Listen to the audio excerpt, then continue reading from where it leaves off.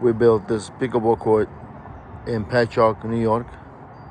The court was built with a recycled concrete base and 2 layers of asphalt, and then painted with the lake cold paint.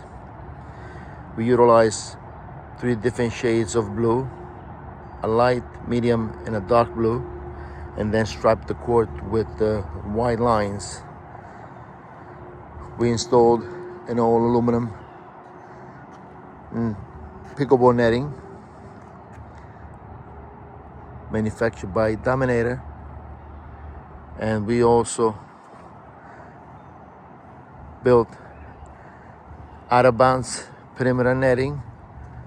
We built the structure of the netting in the post and the top rail with pressure treated lumber, and then we installed the netting and stained the posts with a block paint to match all the other fans in the apartment complex.